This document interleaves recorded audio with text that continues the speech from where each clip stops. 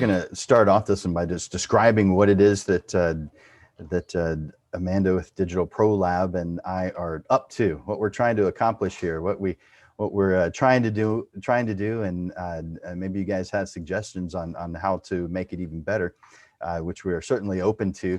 The best time for that would be during the question and answer at the end. But of course, during the chat, in chat, you can say whatever you want. Just in case I'm curious how many of you have been on a Zoom call before. You're doing housekeeping Zoom call, I know it's pretty nice to know what to do with Zoom call. All the ones with video have it.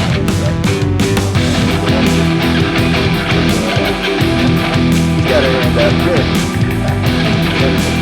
So I'll be real brief again.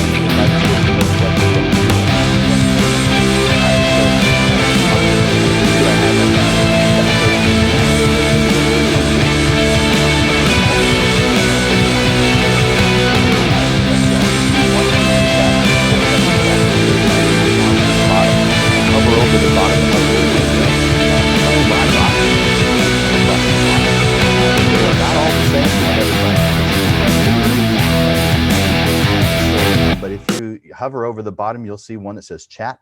And so you can go into that chat window. You can type a message that goes to everyone, or you can do a private message to anyone else who's in the room. So you're welcome to do either one of those. And by the way, if you want to save your chat messages before the Zoom call ends, just click on the down where you entered in the Zoom, the chat information. There's a little box with 3 dots in it. If you click that, you can click on Save Chat, and that will save that to your hard drive. Now, make sure you save it in a place where you know where to find it, because just saving it, have you ever tried to look for a file on your hard drive and didn't have a clue as to where it was? Yeah, make sure you save it in a place you're going to remember. But you can do that very easily before the call ends. After the call ends, it's actually gone. I assume they delete it at that point, but there's no way to access it after that I'm aware of. Other things across the bottom are breakout rooms and reactions. I do like when people in my classes use reactions. So if I say something that you like, give me a thumbs up with that reactions. It looks like that.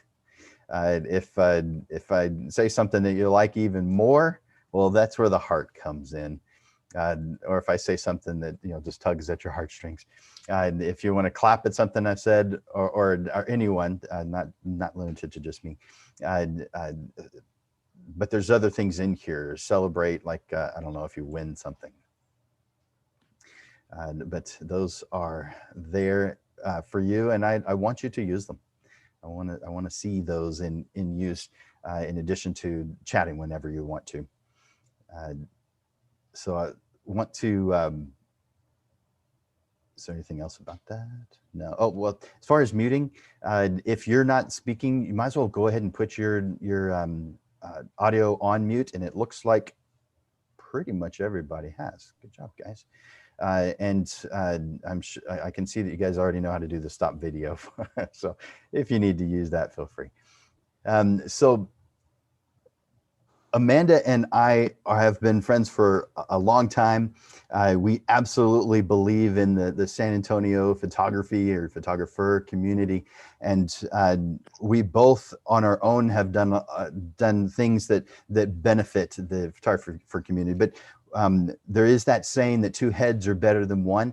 And so we're teaming up. We're working together on this project to put together something that's beneficial to everyone, that has, we want it to be something that was accessible to everyone, easy to get to at a time that works for people. There is no one time that works for everybody, but also cost-wise, because some of my classes can get pretty expensive. I don't know, some of you have taken my classes before. I have classes that some are free. I've got a camera club that's only $10. That's pretty cheap, but most of the stuff is $100 and up. And the most expensive thing on my price list is $12,000. And so that puts it out of the reach of some, not everybody, or I wouldn't be able to have that price list on my price list. that price on my price list. But that's the range. And so we wanted to have something that we put together to bring people in, to solve some curiosity, make it where it's easy, make it where it doesn't cost much or anything. And this, you're here and it's not costing you anything. There's Amanda and I are putting our time in, and we're just giving it because that's what we do. That's what we believe in. Now we can't always do that because, well, we've got house payments to make and we want food on our table just like you guys do. So we can't do everything that way. But when we can, we want to do that kind of thing. And before I tell you a little bit more about Portrait Profits, I wanted to ask Amanda, or share with, let Amanda have the floor and share what she wants to about our base of why we're doing this, and anything else you want to share, Amanda. Hi, everyone. Thank you so much for joining us today on your Monday at 6:30. Hopefully we won't take too much of your time, that way you can get to dinner. But like Jim said, we have definitely partnered up to bring Portrait Profits to you. We've been kind of brainstorming over it for the last, I don't know, Jim, what do you think? Like 3 months at this point. That's right. And one of the reasons that we've decided to do it is because at Digital Pro Lab, we very consistently have clients come in that don't know where to start with building their business in photography. I know there are some faces that I'm seeing here that we've had that conversation, and we've tried, to guide you as much as possible with the answers that maybe we have. But we also know that we're not the only resource for that. And Landers Photography School has always been an instrumental part of San Antonio's photography community in building businesses for photographers. And Jim is everywhere. He's constantly supporting our community. He's on Facebook, he's on Instagram, he's everywhere. So if you don't know Jim by now, then I don't know where you've been, but that's Jim. And if you don't know me, I'm Amanda, and I'm one of the owners of Digital Pro Lab along with my husband. And for those of you that don't know, in 2020, Ray and I officially took over 100% of the business from the original owner. And I always say, what a heck of a year to start, but we definitely made it through. We're very, very strong as a company. And even as part of that strength, we wanted to bring on and invest in the relationships with our photographers. And one of the people that we brought on this year is Javi Valdez, who's also in here.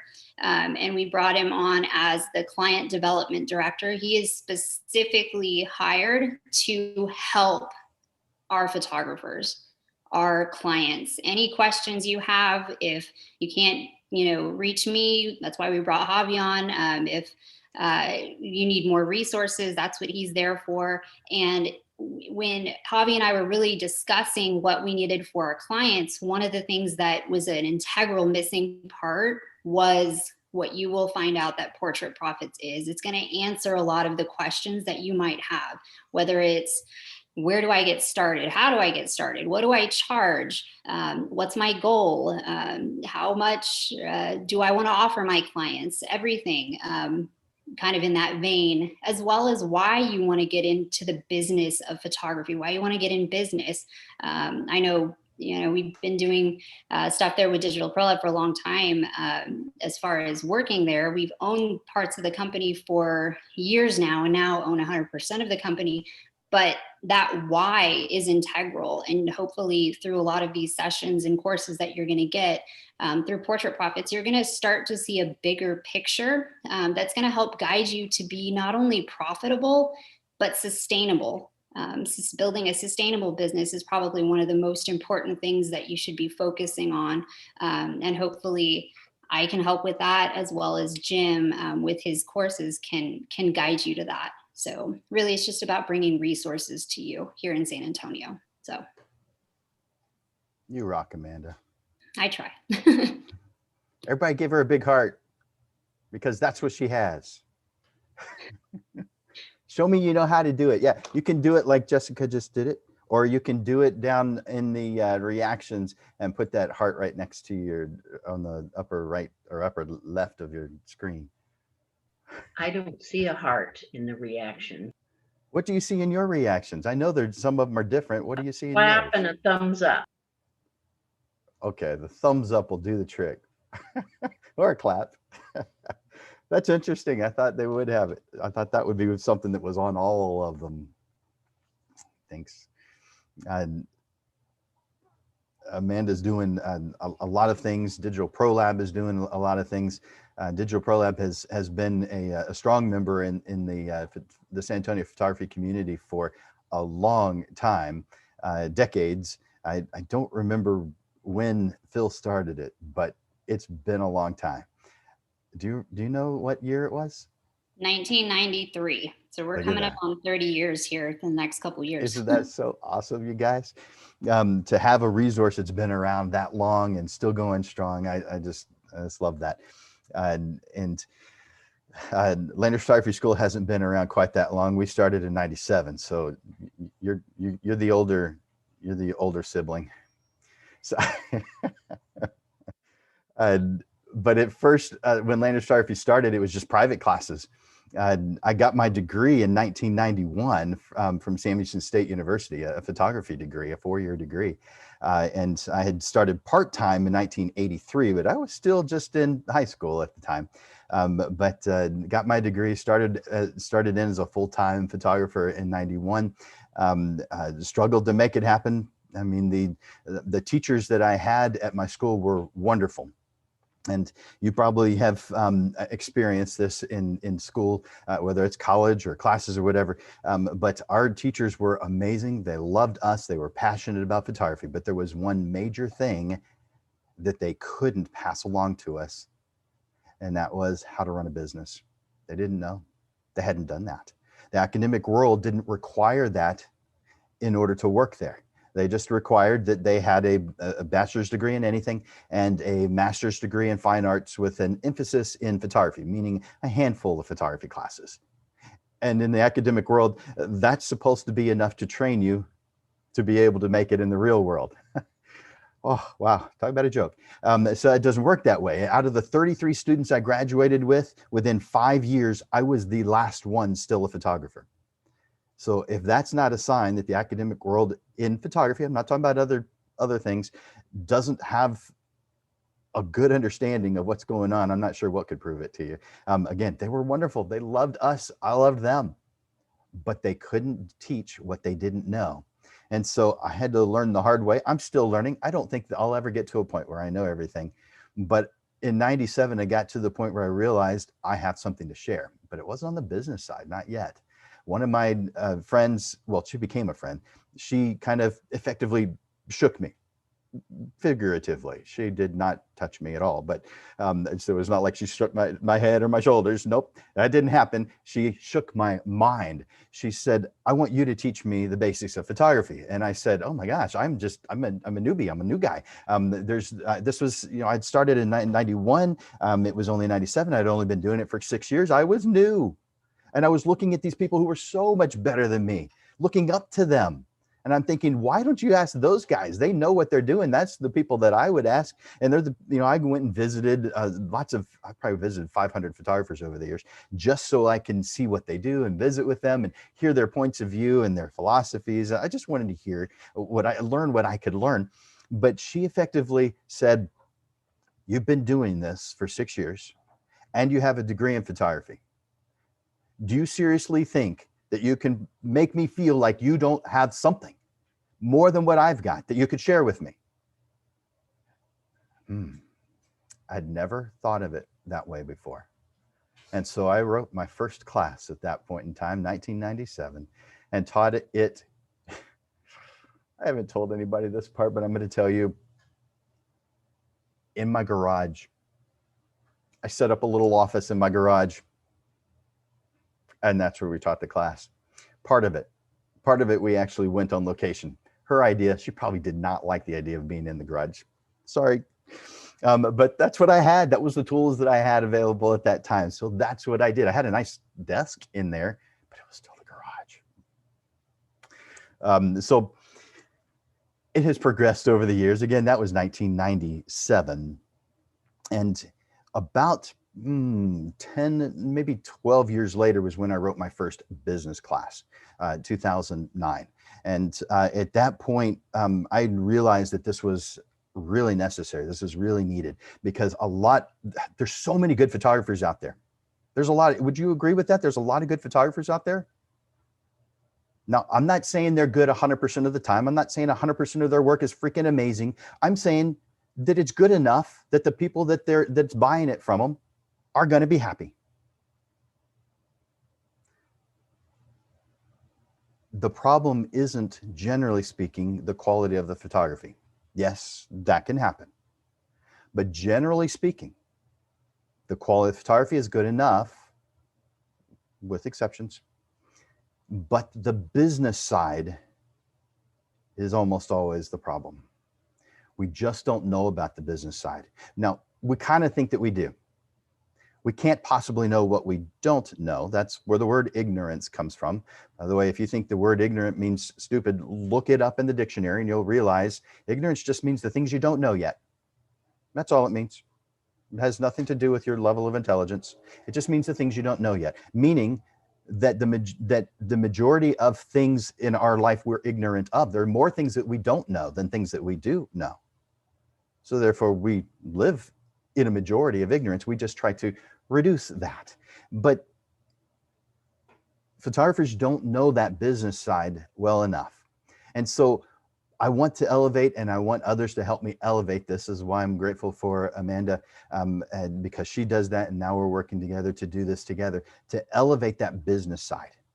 Because there are a lot of photographers here in San Antonio that think the market is saturated with photographers. And I believe thoroughly that that is just not the case. I believe there's room for more.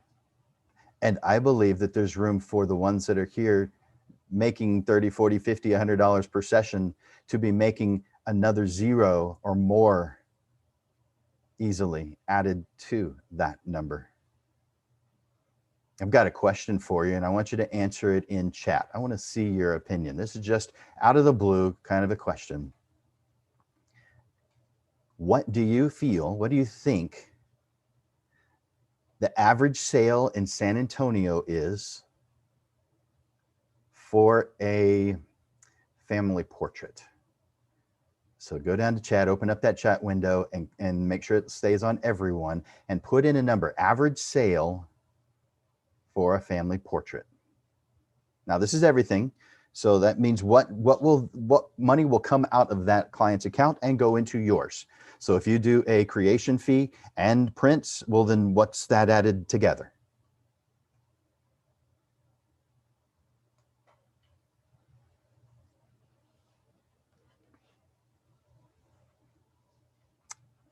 Good numbers. All right. And really close to each other. Ah, like that.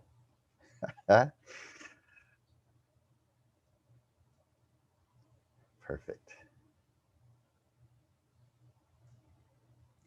All right. So yeah, the last three, those are some numbers I like a lot better. What do you guys think? But it looks like the range here, average that you expect for a family portrait, or that you're thinking in San Antonio average. By the way, over the last, about 10 years or so, and I didn't do anything last year on it, but I have done an average over the last 9 or 10 years of what the average sale is. And so I actually know what it is. And when I say average sale, I'm talking about photographers who are not the, just the ones who do it here and there every once in a while, you know, that maybe have a full-time job and so they do it for their friends for $50. I'm not really including them into that mix. I'm talking about the ones that actually have a price list and they actually do try to bring in business. They try to bring in clients. So good numbers here. So it looks like between 300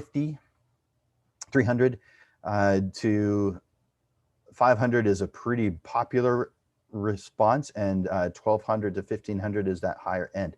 And so those are numbers that I expect. When I've asked this question before, I've often got answers like that. Now, before I tell you what the answer is, I'm going to ask you another question. What's the lowest price that you have seen posted for a family portrait session? What's the smallest amount that you've seen? Not free, not with somebody's doing it as a student, but actually a post that you've seen online saying that they do portrait sessions. What's the smallest amount you've ever seen?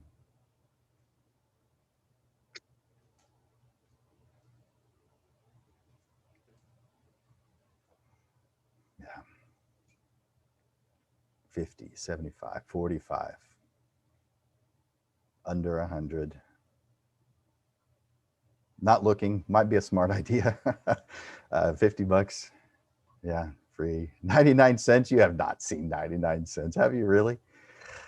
Oh my gosh. That's interesting.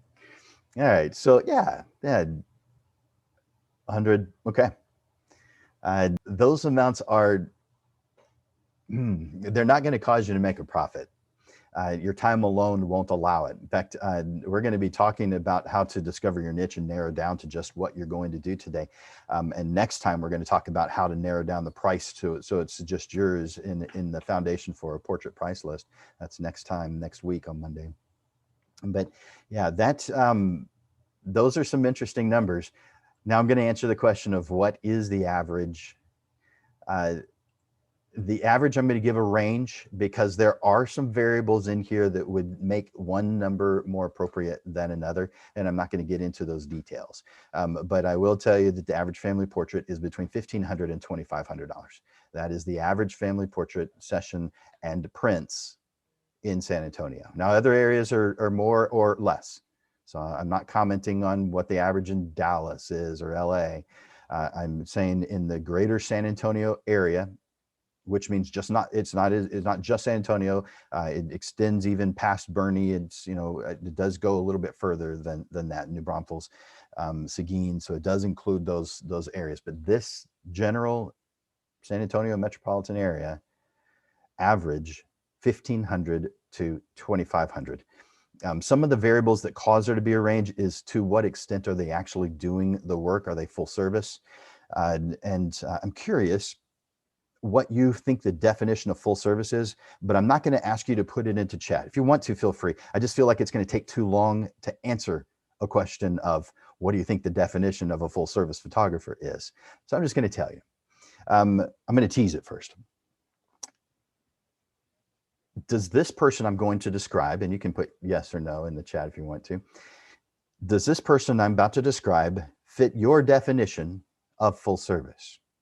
This photographer does the session and puts all the images on Dropbox or some other kind of transfer service or a USB drive and sends that to the client. Is that full service for a portrait photographer? Now, I'm not talking about a headshot for a business portrait, because that could be entirely true that is full service for that kind of work. I'm talking about a portrait where the end result has the potential to be a portrait on the client's wall.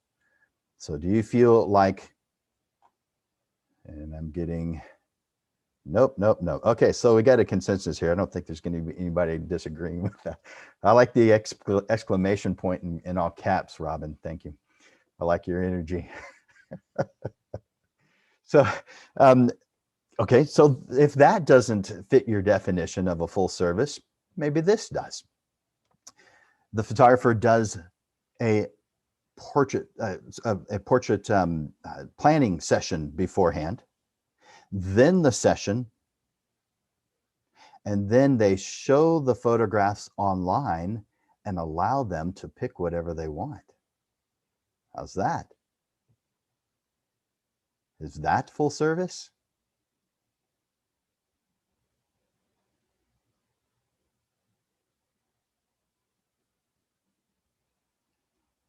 Good answer, Jimmy Thomas. Almost. We're getting there. That's right.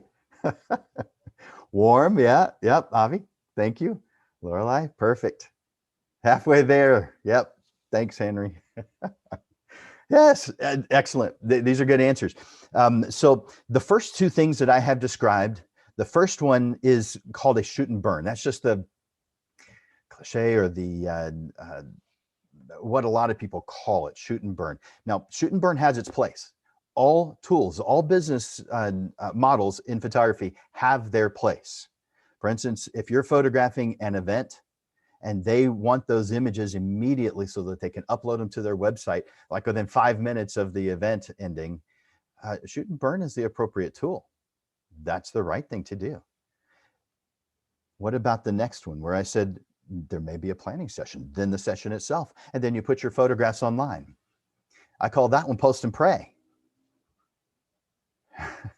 Post and pray, because you're posting them, you're putting them online, and you're hoping, please buy some prints. I want to have some extra sales here. Yeah, I got paid for my creation fee, but I want some extra, please buy some more stuff. Post and pray. You guys have heard of post and pray, right? You might not have called it that, but you know what I'm talking about. Yeah. How about this next one? And there's a couple other ways I could say this, but I'm going to go straight to the end. Haven't heard of it, but it fits. Yep. And so you have the planning session. You have the session itself. You cull the images, meaning you take out the ones you don't want to show them. By the way, if you're a portrait photographer and you're showing every single photograph you created, why? Do you have no respect for their time? Are you not the expert? If you're the expert, then show them the cream of the crop. Show them the things that fit the description that you came up with during the planning session.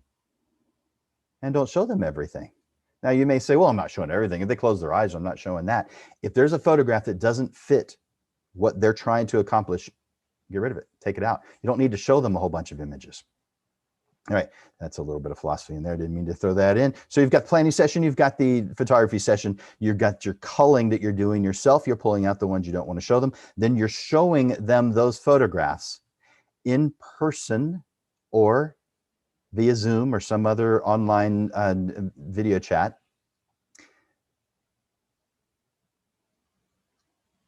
And I'm going to tell you how I do it in just a moment. And then once you get those prints completed, you sign them, frame them, and deliver them to their home and install them on the wall in the place where they described during the planning session.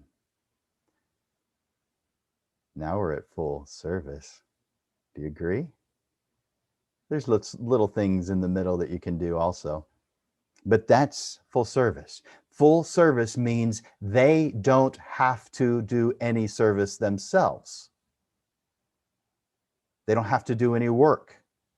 If there's any work left for your client to do, it does not fit the definition of full service.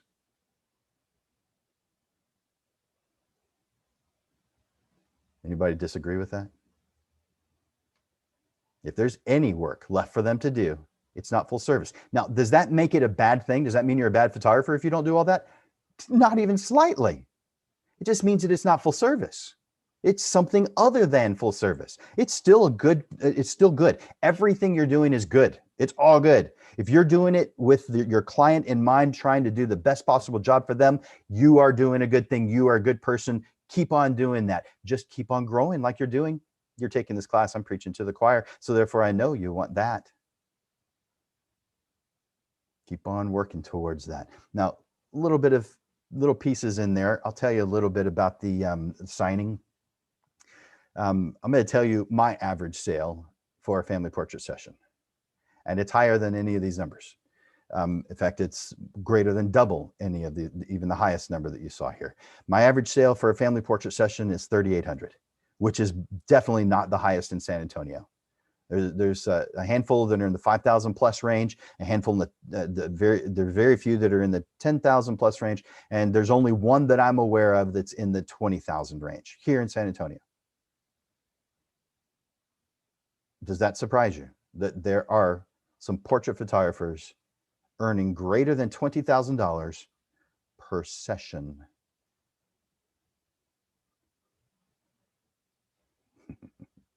Lorelei, I like that question. Do you know if you got a private flight from here to, and this is for Lorelei, but everybody can listen to this. Do you know if you wanted to take a private flight from here in San Antonio just to Denver, that the cheapest you're probably going to find is 15, 13, maybe 13,000. And that's on a turboprop. If you want a jet, you're not going to find anything less than 20,000. Those businesses exist.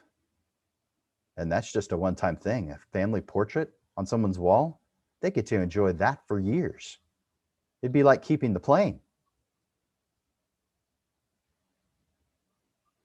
I had no clue. It does surprise me. Definitely doable. Thank you. Someone can. That's right. Good responses. I like that. So occasionally, someone will, when I share my prices is at the very first time I have an opportunity to. So that's generally a phone call. So it's before the planning session. I want them to know ahead of time how much it's going to be. But sometimes they don't listen very well. You guys ever experienced that? Client not listening real well? It's not going to stop, but you can become better at it. Generally though, when it comes to portrait work, your target market is, generally speaking, moms. Generally speaking. Now, that doesn't mean dads don't have an interest. It doesn't mean that dads are never taking the lead. It means that most of the time, 80, 90, 95%, it's huge. It's the moms that you're working with, that you're spending the most time with, meaning the dads aren't paying as much attention. Dads have to pay attention though. If they're going to work with me, they have to. Bottom line, they have to.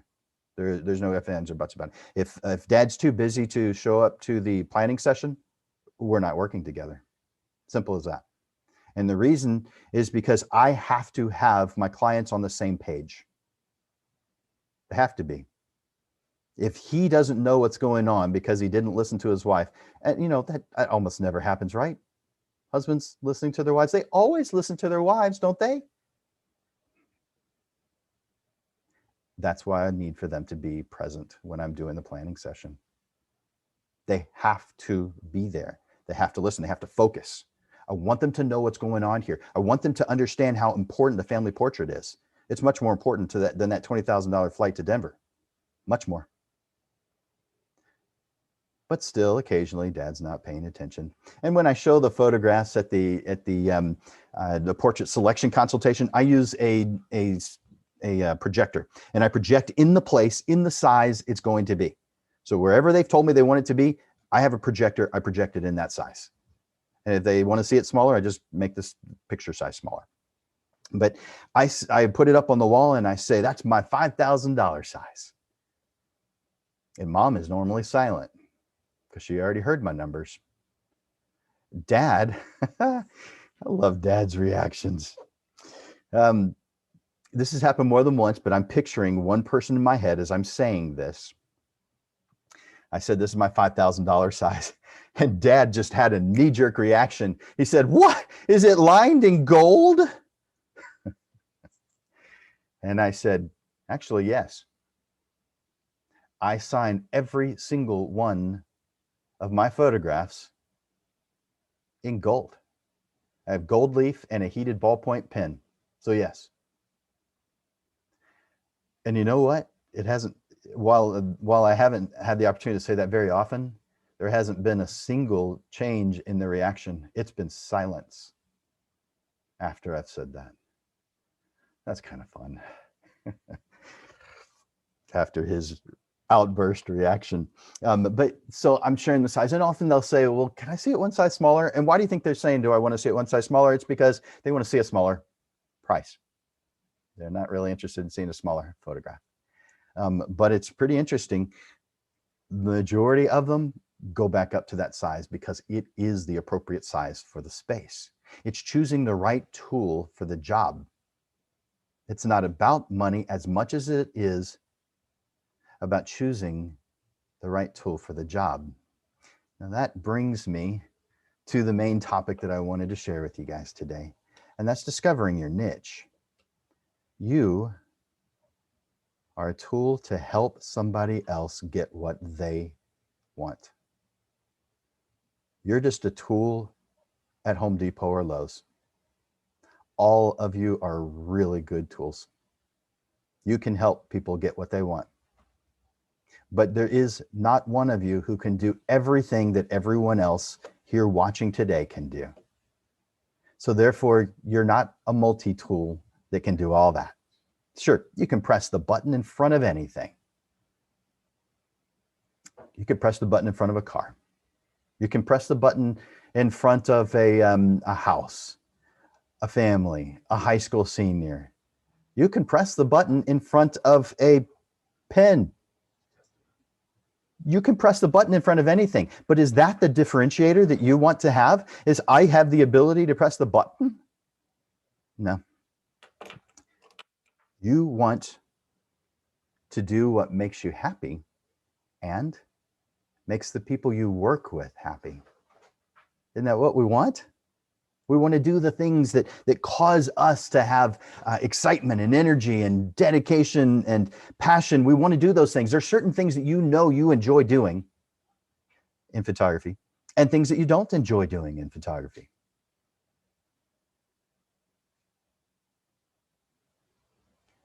Have you ever said no to a client? That's not what I do. I don't do that kind of thing. Let's say action sports.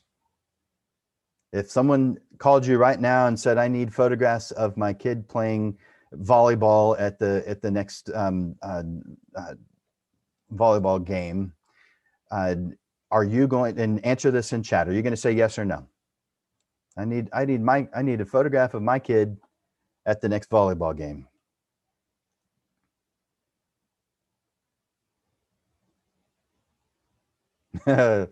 When is it? Yeah, availability is an important variable. Yeah. So to some, no way they're going to take a job like that.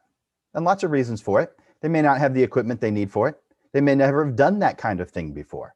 They may have a calendar that's booked. There's a lot of reasons why you might say no, but I want to make sure that this point is brought across in that you cannot be the best at all the different niches or niches available in photography. You cannot be the best. And if you're going to claim to care about your clients and give them the best possible service you can give them, you're not even being honest if you say yes to everything, because it is impossible to be the best at everything. Besides, it's not beneficial for you to try and do everything. You may think, well, I need that income. I totally understand that. I need income too. I like eating. I like internet. I wouldn't be able to talk to you without it. So I get it. Makes sense. But if you narrow your niche, you will not only do the kind of work you enjoy the most, but you'll make more money doing it, and you actually will become the best. Jack of all trades, master of none? Not for me. I specialize for photography side. I specialize in emotional family portraits as home decor. Can you tell people what you do that clearly? If not, write it down. That's your homework assignment. I have some other homework assignments for you too. You should be able to very clearly tell somebody what it is that you do. I'll repeat it for you, and you're welcome to use it.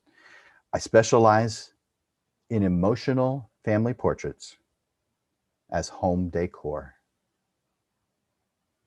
Now, if that's what is outwardly visible, if that's what people can see, that person who's looking for the sports photographer is probably likely to click away from me and move on to someone who says they do sports, because I made it very clear what I do.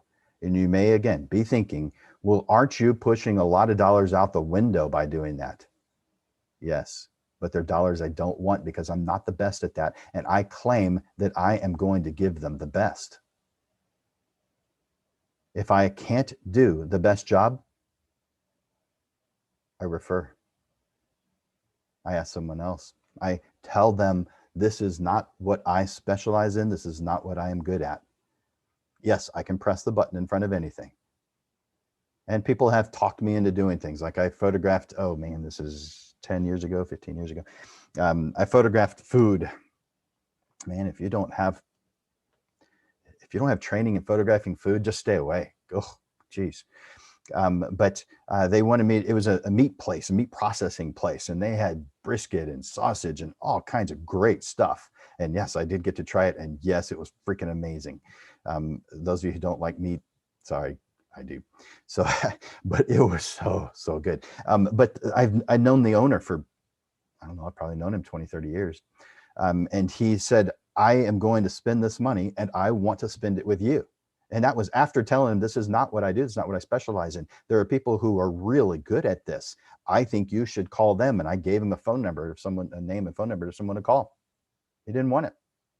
And I said, I'll do it, but I have to take some time to learn this stuff. And I have to hire a food stylist. You guys know what a food stylist is? I didn't have a clue what a food stylist was, but I had to hire a food stylist. And food stylists are not cheap because there's not very many of them. In fact, I only found, I think, one or two. I was thinking I found two, but I can only picture one in my head. So maybe I only found one. And I hired her, and she was $1,000 a day. So you think that added to the price? Or do you think I just ate that? I added to the price. I'm not, why would I pay that? So it increased the price by $1,000, maybe more for you guys, but that I just did an equivalent. And I did it, and I did an okay job. They were thrilled with it, but I knew this was not that great, because the better you focus on things, the more you are able to differentiate between good, better, and best. The less you know, the more things are like, yeah, it's all good. It's all fine.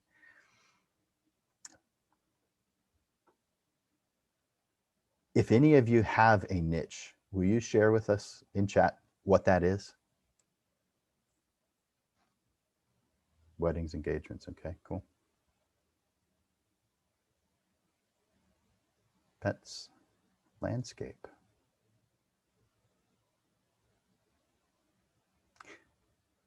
Does anybody? I like Amanda's. Another landscape. Family photography. Good. Robin, would you like to have a 3,800 average sale? You're on mute, so I couldn't hear you.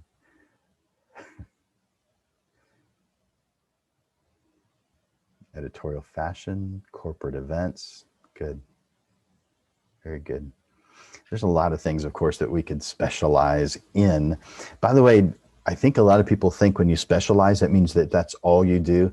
Maybe as a doctor, you're real strict with that. But as a photographer, you create really good relationships with people. And it's the only reason why I did that food photography example, is because I had formed a really good relationship when I had worked with them a few times before that. Ooh, abstract. And so that's because of that relationship. He asked me to do it. If we didn't have that relationship, he wouldn't. So therefore, I can specialize in just family portrait photography, but still get other, what I call spin-off business. And how much time and effort did I have to put into that? How much money did I spend on that advertising? None. How much time and effort did I put into the marketing materials, writing text, putting posts online, making emails about things other than family portrait? None. They just landed in my lap. So there's two really good reasons not to, there are two additional reasons, really good reasons to just choose one thing or something, two things that are very similar, instead of saying I do everything. One is time. You're not going to do a good job of marketing your business if you're trying to market for the weddings you do, the family portraits you do, the business portraits you do, these high school seniors that you do, the sports, the corporate events, the weddings, whatever it is. If you're trying to do marketing on all those things, you have them on your website. Do those things take time? Rhetorical. I know they take time because I did it. Not anymore. But at first, I thought it was the right thing to do to accommodate every single situation. Do you photograph this? Yes, I do. uh, that's not the way to have a successful photography business. It won't work. Without the word no, you will not have a successful photography business. It's not even possible. Now, yes, one man's opinion. You can think I'm crazy all you want, but I have numbers to prove it. What do you have? When you specialize, you become really good at the thing you specialize in. And you form amazing relationships with the people you work with. And they only call you. By the way, if you do your marketing, we'll talk about marketing in a future Portrait Profits show. But if you do your marketing correctly, there are a lot of photographers that will not even, they won't know your name. Because you, in one of my marketing classes, actually a series, a program called EM, Essential Marketing, one of the things I say in there is don't seek the seekers. Don't seek the seekers. If you're doing an effective job of marketing in photography, portrait photography, then you do not need to seek the seekers, meaning the people who are looking for a photographer are looking for deals. For instance, if you're on any Facebook page about photography and someone posts, I am looking for an engagement portrait photographer. I am looking for a family portrait photographer. I'm looking for someone to photograph a high school senior. How many photographers react to that? How many of them put their information there? How many friends of photographers put their friends' information in there? Generally 35 to 75. Yeah, I counted them.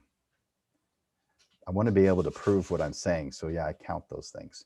And generally speaking, it's 35 to 75. Now, 75 is rare. I don't usually see quite that many, but 35 to 50 is very normal. Very normal. Yet those same photographers are asking this question or saying this statement. How do I stand out from the crowd? Or I want to stand out from the crowd. Well, if you put yourself in the middle of the crowd, you're not going to stand out from it. When you seek the seekers, you're placing yourself in the crowd, making yourself more difficult to see, not less difficult. My clients never post on Facebook that they're looking for a photographer. It doesn't happen. I have marketing systems, or had, because I'm not doing the family portraits, or I'm not doing the photography much anymore, except for clients that still call me, but I'm not doing any marketing at all. But I would put together programs and systems where I was the only choice. I didn't want to be part of the crowd. I had already dealt with being part of the crowd and I didn't like it. It's no fun being part of the crowd. You guys don't like being part of the crowd. So find a solution to get out from the crowd. We'll talk about how in a future, in a upcoming episode of Portrait Profits. But today we're isolating. We're focusing in on just one thing. And yes, we will get some spin-off business, because you're not going to be just, chiseling that into stone. So let's talk about discovering your niche. Not everybody is your potential client. Someone I know years ago told me this. He said, not everyone with a pulse is your potential client. And so if you're after everybody, you're going to spread yourself too thin. By the way, I said there were two things a little while ago when I was talking about the marketing. You don't have time for all that, but you also don't have the money for it. How much money do you have in your marketing budget right now? Is it enough to even do one niche? Because I bet it's not. And you want to spread that over 10, 15, 20, 27 different things that you have the ability to press the button in front of? Really? You got to think about your time. You got to think about your budget. You're going to spread everything so thin that no one will know who you are, and you don't become good at any of them. Not really good, just okay, good enough. And you don't want to describe yourself that way.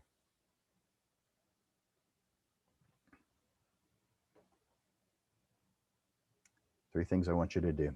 Follow these 3 steps to know what your photography niche is. And if you have a notepad, write these down.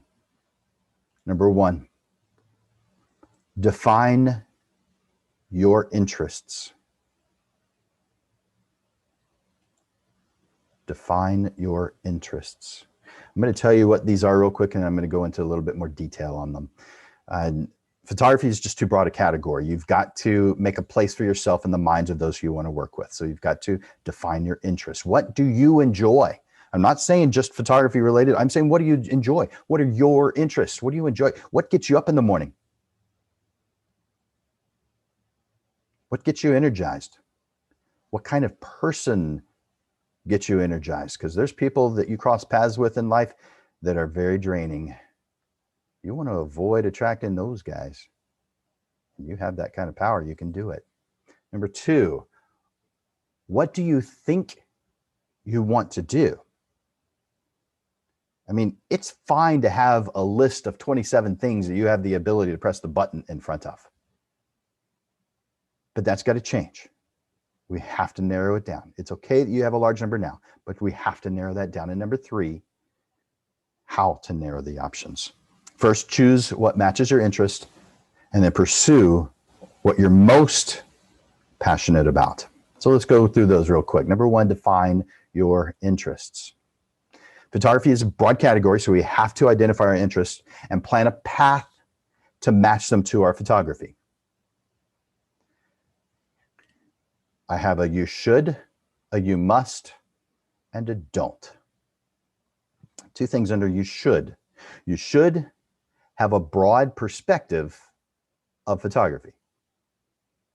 You should have a knowledge of a wide variety of skills, situations, equipment, lighting. I have 2 you musts. You must choose a specialization. This will help you make a place for yourself in the minds of those who you want to work with, which sets you up for the potential to succeed and become profitable. The second you must chase your passions. Now I have 4 don'ts. Don't chase the money. Don't worry that others are better than you.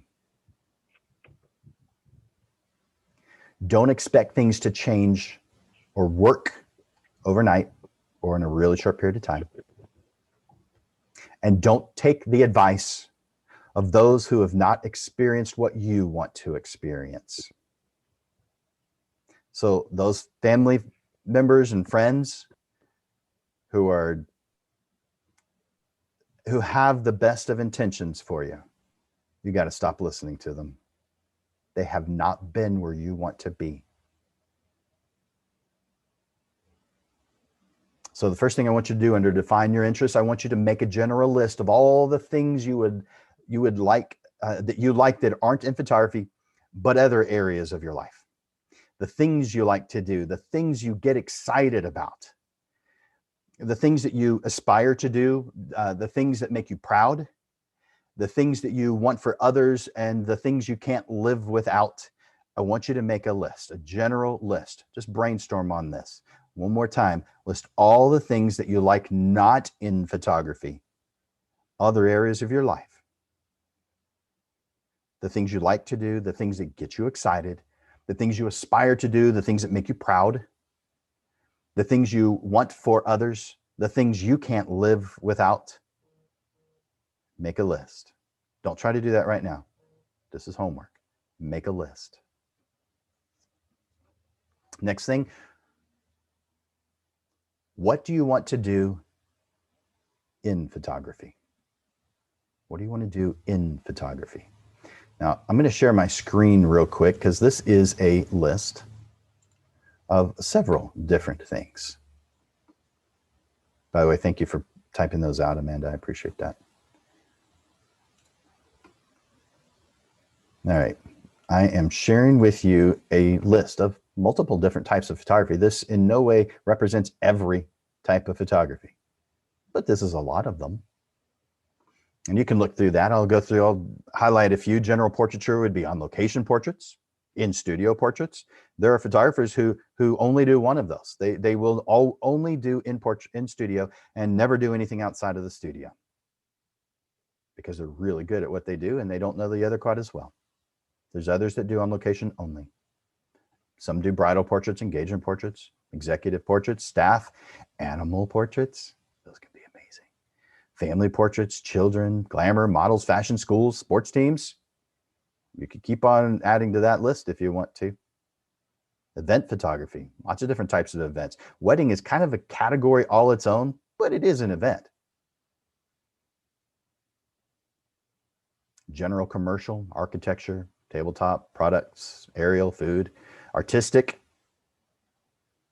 A couple of you put landscape. That would be in that category. Photo illustration, black and white, fine art, bodyscapes, and the other animals, architecture, art. I mean, there's a ton of stuff you can choose. Write down your favorites, and what number that is, that's up to you right now. You could put your top 5, your top 10, your top 20. It really doesn't matter, but make a quick list of all the things you really enjoy photographing.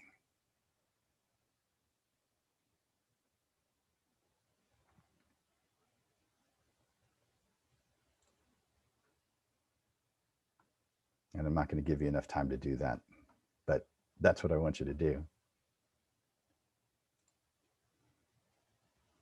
And number 3,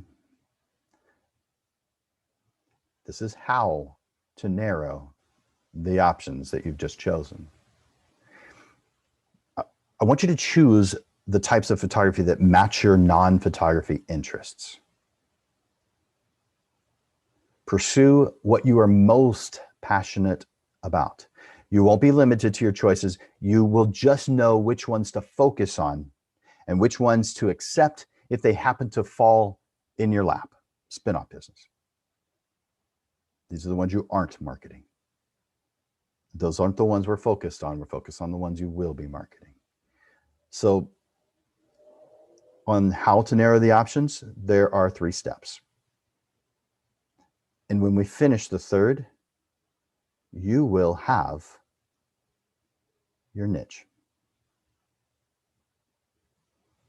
The first, go back to number 1, circle the things that are most important to you on that non-photography interest list. Circle them, the most important to you.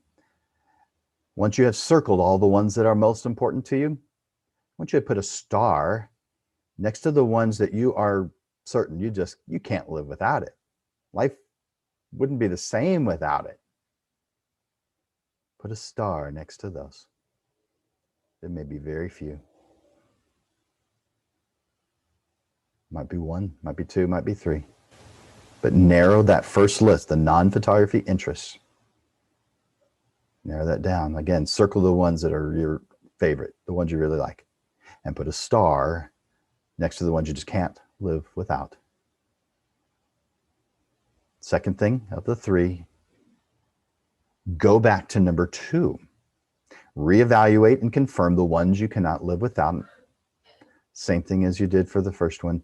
I want you to circle the ones that are really important to you. And then put a star next to the ones you cannot live without.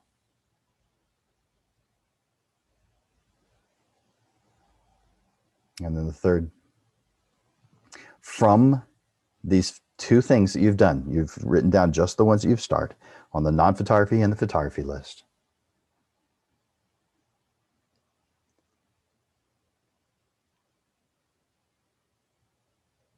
I want you to choose one, but I'm going to make this real easy for you.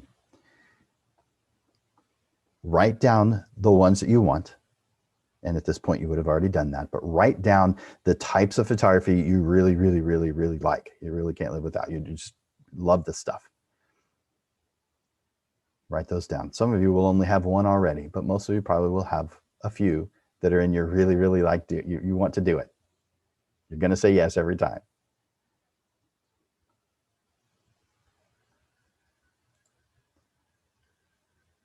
Once you have that small list, now, for some of you, I do realize there'll still be 10 on it. I get it, because there's a lot of things you like to photograph. I totally get it. I understand it. There's a lot of things I like to photograph too. But let's narrow that down to just a handful. Let's say you've got 5 or 10. I want you to put them on a sheet of paper, write them on a separate sheet of paper, write each one on a new line, and then just rip it and get several different pieces of paper and put it in a bowl. You guys are picturing that, right? Once you have those favorites, the types of photography that you really, really want to do in a bowl, I'm going to tell you, I can't reach through your screen and do this, but effectively, I am going to pull one out, and you are never, ever going to be able to do that type of photography for the rest of your life, ever. But before I do that, you get one free pass. Pull out one so that I don't even have the potential to pull it out of the bowl. Are you guys following? Give me a thumbs up if you're following, because I can say it a different way. Awesome. And if you're not, you may have to, I don't know, tell me in chat. But you've narrowed this down to however many you've got. Maybe that's 5, maybe that's 10, maybe you're still at number 27. Whatever. Put them all in a bowl.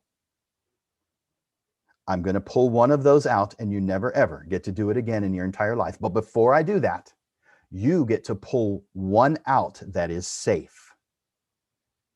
I want you to take a moment right now to pull one out, mentally speaking, pull one out that's safe.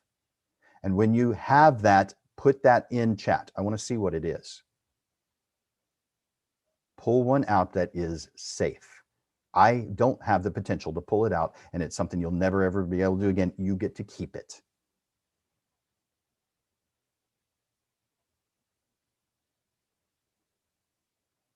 So I've got one that's family, one that's wildlife. I can see the corporate events. Ooh, flowers. Cool. Street. Mm-hmm. Ooh, contrasty black and white. I've seen some of that lately, and it's been really good, Amanda. Really good. Jessica, families, good. Nature. Nice. Don't want me to take nature away, huh, Violet? Caps, all caps. Love it. All right. Has everybody had I can't see everybody anymore for whatever reason, but has everybody chosen the one that is safe so that I can move on to the next step? Abstract fine art. Okay. Awesome. All right. Next step is, there is no next step. You just told me what your niche is. That's the one. Now, it's quite possible that you want to do something that's in the portrait range. You want to have a business that's a portrait range. So maybe the one you pull out, if we do this again, would be just a portrait option. But no matter what, you have told me this is the most important thing to you. And for some of you, that is exactly what you need to be focused on. Don't be focusing on anything else. Just the one. There's only one of you. You're not going to be the best at 27 things. But you can at least head in the right direction if you're choosing one. Now, since I specialize in portrait work, I know how to make profits on the portrait side. Now, that doesn't mean our business classes can't help those who are interested in nature and streets and flowers and corporate events and wildlife. It doesn't actually mean that, because the business principles apply no matter what type of photography you're doing. It's just, I know portrait better than any other category. This is the most important thing to you. It is your niche. Now, somebody like Violet, we've talked, and she's been in some of my classes. I know that you're going to be doing, I know you enjoy nature, but I also know that you're going to be doing portrait work because you want to use that portrait work as your income source. So I'll ask you and anyone else who's in a similar situation to pull out a safe one that's on the portrait side of things. So whether that's high school seniors, boudoir, family portraits, kids, babies, newborns, maternity, whatever that is, pull that one out, and that is your niche for your portrait business. And now you have your niche. Of course, now we need to know what to do with that in order to make a good income. But at least now we have a direction, because when you have a direction, you give yourself potential to reach your goals. There is not a single time where you've ever decided, I need to go to the grocery store, but then gotten out on the road and not known what to do. Oh, that road's pretty, I'm going to go down that road. No. When you're going to the grocery store, you're thinking, I have this, this, and this to get, and I have to be back here by this time because I've got this to do. And so what you have is a destination and a timeline. When you give yourself these two things, you give yourself potential for success. When you don't give yourself a destination or a timeline, what you get is what most photographers are. And I'm going to help you to not be. And that is the inflatable flailing arm tube man, with all of its passion and energy just moving all over the place. Whoa, it's got so much passion and energy and dedication, but where does it get to go? Nowhere. You're not going to be the inflatable flailing tube man if you stick with me. You're going to have direction. You're going to create a path, a timeline, and you will create the potential for making a career in photography. Thank you guys for sitting here with us today, this Monday evening, for the first ever Portrait Profit Show. If you've got some questions, please stick around to ask those. We are sticking around. Amanda and I are sticking around. I wanted to show you. Yeah, that's exactly right.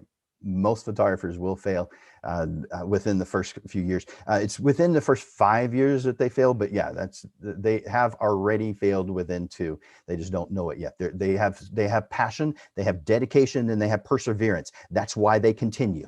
They just don't have the business side clear enough to succeed. Yeah, so that's exactly right. So I'm going to show you guys real quick. There is Portrait Profits has social media and a website. And so I'm going to share with you the Portrait Profits website real quick. There's not much on it, so it won't take me long. But right now you should be able to see that on your screen. And a weekly show by Landers Photography School in partnership with Digital Pro Lab. The question that I put up here is, what's the difference between a successful photographer and one who struggles? And this is an intro for this class, so you know what Portrait Profits is about. But my response is the sheer determination and perseverance through the tough parts. I call this the power of determination. I introduced this concept to my son, who's now in his mid-20s and not living in the home anymore. In fact, he is engaged to be married in October. But when he was a little guy, I told him about the power of determination because he commented on superhero powers. And I said, you've got one. You've got a really good one. It's the power of determination. When you define what it is you want and you create a path to get there, a timeline, you give yourself potential to be successful. So that's that first page. You can see the schedule is here. It's every Monday. And I want to point out something to you. This is the login, and it's going to remain the login until we see a reason to change it. So you just make note of that. This is today right here, February 8th at 6:30, but you'll notice the one next week is at noon and the one after that is at noon. And the reason is because I have another class that's on Monday evenings, and I can only afford to give up one of those per month. Does that make sense? So I can't give them all up. I can give, I'll donate one. And so the rest of them will be at noon. So every single Monday at noon, except for the second Monday of every month. And that's like this one is today at 6:30 to 8 p.m.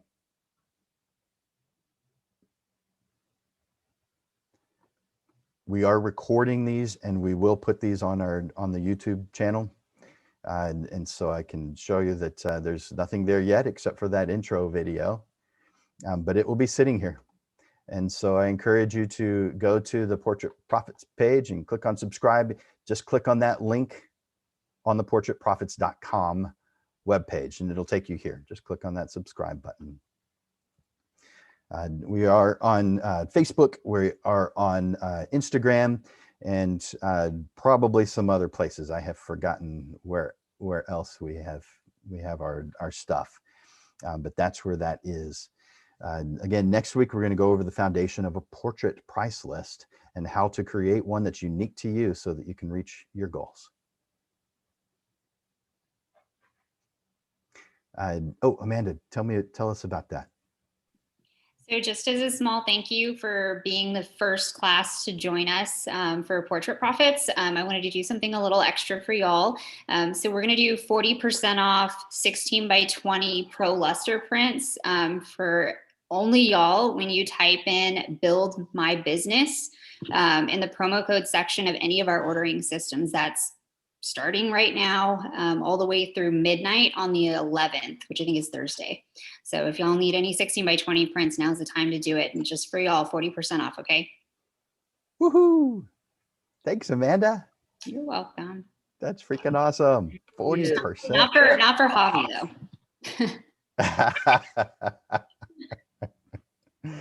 I love it. All right.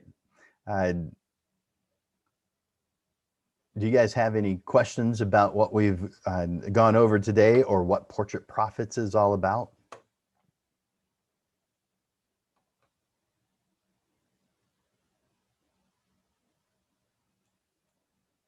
I know it'll take you a moment to type that in, but I'm watching the chat. Thanks, Julie. Glad you're here. Oh, Jimmy Thomas, did you raise your hand? Let me change the view so I can see. And participants. Yep, Jimmy Thomas, you've raised your hand. Let me unmute you. Where are you? Oh, there you are. All right, did you want to ask a question, Jimmy? I did. I wasn't sure if I was supposed to type it in. What does a $20,000 portrait session look like? I love that question. And I'm going to answer real briefly. And the reason is because I have invited him to speak on Thursday. And you're going to be able to hear it from him. And so I'm going to type into the chat where the website information is about that. It's on the Camera Club, which is Photo SA. Photo SA started in 2006, and Photo SA brings in speakers every single month on the second Thursday of every single month to share their stories, their philosophies, their trials, their how they've succeeded, and or maybe just a how-to, but they can share whatever they want. And he's going to be this photographer, his name's Kevin Saunders, is going to be sharing what he does and what he's doing in order to make that kind of thing happen, because he is getting clients. He's not having trouble. So let's see. It's interesting. I can't type and talk at the same time.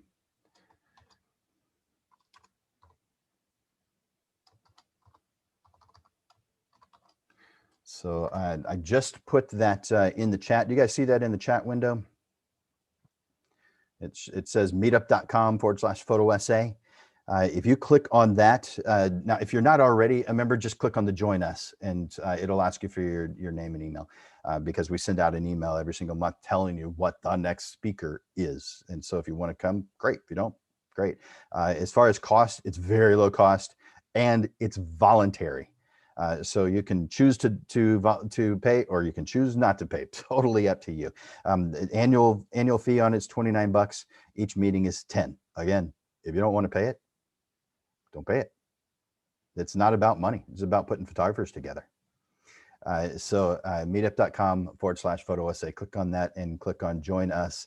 And you'll find out more about what's going on there. But he does things a little differently than the most of us. He is, and he has a different personality. You're gonna see that on Thursday evening at 6:30, same time as this one. But he uses, well, let me back up a step. Do you guys know, and put in the chat, yes or no, do you guys know that cameras, just like fries at McDonald's, come in small, medium, and large? Yes, good. You probably all know that cell phones are in the small category. But you might not know that full frame cameras are also in the small category. They're the largest of the small category. Medium format is in the middle, and large format is the largest. And so, the largest size starts at an image size that is 4 inches by 5 inches. That's the image sensor size. It's huge. And I'm sure you can imagine that the larger the image sensor size, the more your equipment is going to cost. Surprise, surprise, right? You know, he uses a 4x5 view camera. So his costs alone are going to be tremendously more than the rest of us. So he has to have a price that's greater. So it's like comparing apples to oranges. It'd be like comparing the quality level of a cell phone to the quality level of a full frame camera. There is just no comparison. If you have enough experience to know what the difference is. If you don't know what to look for, you may not know what the difference is. But as you study this stuff, you'll realize the difference between a small format or between a cell phone camera and a full frame digital camera is tremendous. The amount of difference, it's surprising how much difference there is. I'm not going to go into any more detail on that. That's just how it is. Yeah. Talk about someone who doesn't have to worry about that kind of thing. Love it. Yep. Did that answer your question, Jimmy? Yeah. Okay. Cool. All right. Anybody else? Oh, good. I'm intrigued. Gonna have to attend on Thursday. That's what I want to hear. Amanda has spoken at Photo Essay at least twice. How many times have you spoken? I think about twice. Yeah, it's been a while though. It has been a while. Mm. I'll have to do something about that. I might know the guy who can make, those kinds of choices and decisions. I'll have to talk to him. Let me know. All right. Any other questions? By the way, you're welcome to do what Jimmy did and just say it. It's a whole lot easier than typing for most of us. Or feel free to type it out. But if there aren't any more questions, then we get to end 8 minutes early. Thank you, Violet. I appreciate that. Thank you. So I've got another comment because I want you to spread the word of what we're doing. I have come across many times photographers who don't want to share good news or good stories or good things about other photographers or educational opportunities.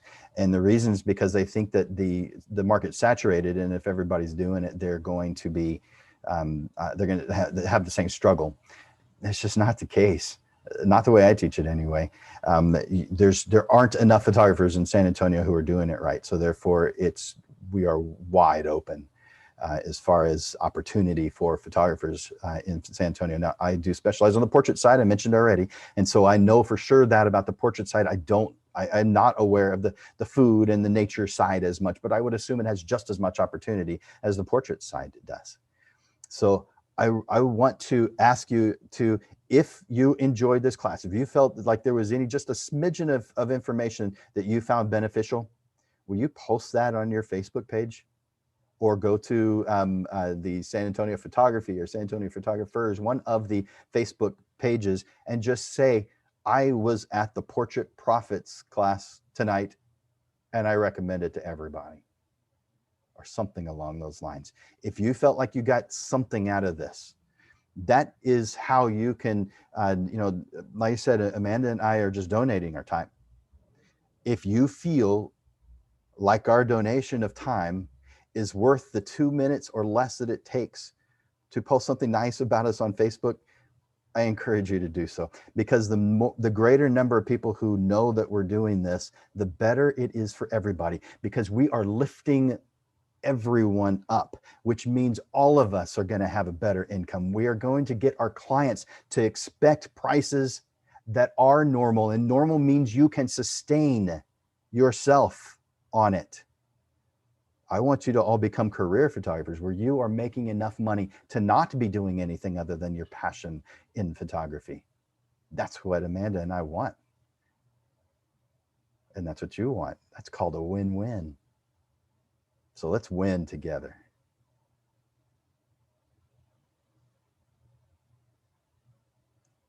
Perfect.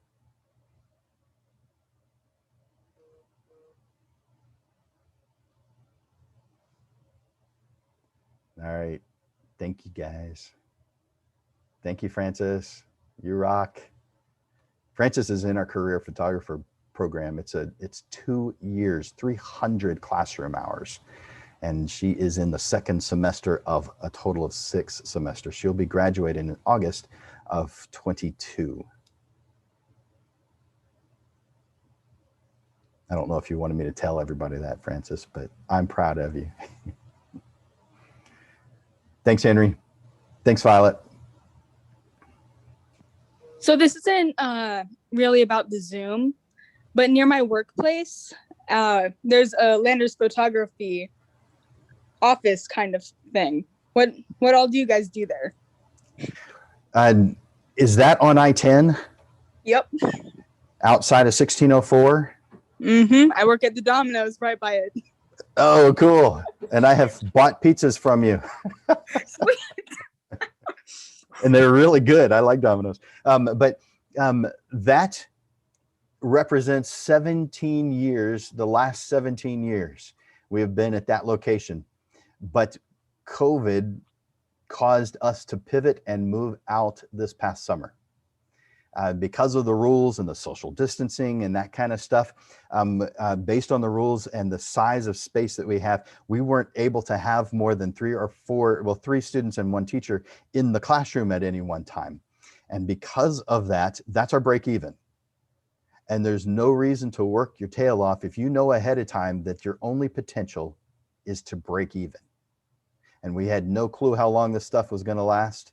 And so between March, when we had to stop, and the end of June when we moved out, we were just coasting on savings. I mean, we maintained everything, but we didn't have enough income to cover it. It made no sense to do it at that time. But we thought, based on what you heard in the beginning in February and March of last year, that it's going to be a month, maybe 2. We're going to be all good here, definitely by the end of summer. And so, with that thinking, I was thinking, well, I can use my savings and cover all the office expenses. And those of you who have office expenses, you know what that means. Amanda, you know what office expenses mean. It's not cheap. I mean, the least expensive would probably be the equivalent of your house, but it's probably a lot more than that in most situations. And so to not have to have that when you're using savings, that was the reason why we moved out. So I appreciate you asking, Lorelai. That Office space served us well. We were there for long enough for the original sign to heat up in the west facing sign. It was facing west. It got so hot over the years that it just bubbled up and just started looking ugly. And so we got a new one about 2 years ago, maybe 3. But yeah, that was a good space. We enjoyed being there, but now we're doing nearly everything online. We have about 100 different class titles, but some of them just can't be done online. For instance, on Wednesday of next week, we have a shutter speeds. And we go to, since June, to do our shutter speed assignment, we go to the Bass Pro Shop. There is, in the parking lot to the left side, there is a waterfall, and it's really cool. It's man-made, but it's really cool. We go and photograph the waterfall, and then we walk over to the access road and photograph cars driving by. That's how we do our shutter speed class. So that's an exception. Most of them are done like we're doing right now with web-based. And we have as many as 2 or 3 per day, but normally it's 1, and we've reduced the number of days. We just are Monday through Thursday. We have very few on Friday, Saturday, and Sunday anymore. We had hardly on Sunday anyway, but every once in a while we'll have one on Friday, and Friday and Saturday, not quite as much as we used to. Mostly Monday through Thursday. Once this COVID stuff's over, do you think you'll be reopening that location? I don't think so. But that's because I've kept in contact with the property manager, and he says that it has been rented out by a driver's ed company. Is sign still there? I know. And I don't know how to take the sign out of that. It's a frame, and I need to take my sign out of it, but I don't have a clue how to get it off. It's like the pieces are welded on, so I don't know how to get it out of there. But yeah, good question. No, I don't anticipate moving back. That doesn't mean that we won't do something, but temporarily we're web only, almost only. Thank you for asking.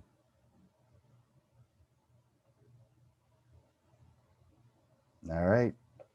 I think we're good. Any other questions? I didn't see any others in the chat unless I missed something. Nope. All right. Well, guys, it's been a pleasure. I love talking about this stuff. I love that you're interested in hearing me talk. That's a lot. My wife doesn't want to hear me say anything else. She said these words that I'm about to say. I've heard enough of your voice. When I asked her if she was going to join this, she said, I hear enough of your voice. Is that what she's putting up her, oh, I don't think they can see that. It's not far enough. Yeah. So Robin says that she's heard enough of my voice, and she happened to walk by as I was saying that. And there's her thumbs up. It's not my hand. So thank you for being willing to listen to my voice when my wife won't. Appreciate you guys, and I really look forward to seeing you. Either go visit Amanda, go visit Digital Pro Lab. Use that 40% off coupon. Gosh, use that. That's a really good deal. Freaking amazing. And hopefully we'll see you on Thursday or at any of the Landers Photography School classes. By the way, that's landersphotoschool.com if you want to see that list. Up at the top, you can see get email updates, and every week I send out an email of a list of all the classes. And so if you want that list of classes that are coming up, just click on that get email updates. It's at the very top of the page on landersphotoschool.com. Thanks, Amanda. So now you can just click that link. All right, you guys, again, thanks so much for being here. I look forward to seeing you guys at least next Monday at noon. Thanks, guys. Bye for now.